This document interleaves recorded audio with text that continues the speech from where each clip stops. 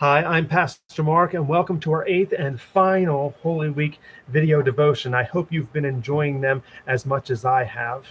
To finish out things here, I will read from Mark chapter 15, starting at verse 16.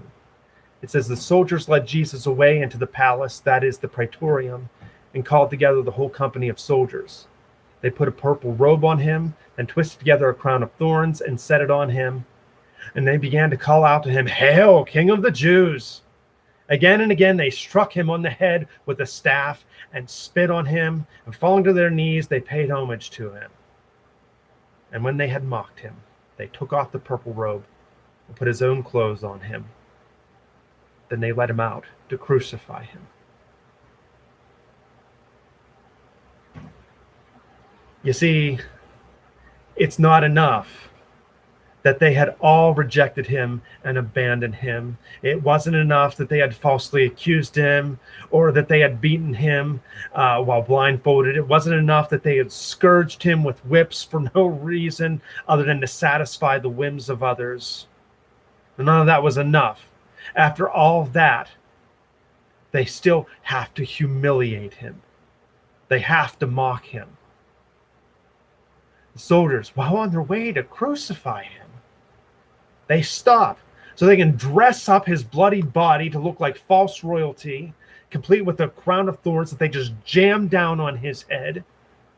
And they fall to their knees and they pretend to hail him as king. And then they take a staff. I don't know, were they pretending it was a royal scepter? I don't know. But then they just strike him over the head with it over and over and over again. And then they spit on him before ripping off the mock royal robes from his sliced open wounds, so he's naked, and then they just kind of throw his own clothes back on him. See, this is physical and emotional agony rolled up into one sadistic scene. It's difficult to describe it or to think about it. But when we think about it, isn't this the way of the world still today? I mean, for those who don't follow Jesus, for those who have rejected him, it's not enough to just reject Jesus, to deny him his place of lordship in their lives. No, often they too have to mock him. They have to mock his authority and power. They want to mock his love and his grace, and they want to mock all those who follow after Jesus for it. We see the soldiers mocking Jesus, but Jesus,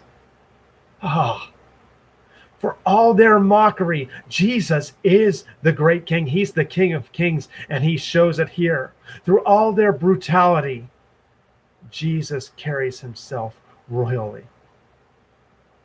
As the hymn says, "Bearing shame and scoffing rude, in my place condemned he stood."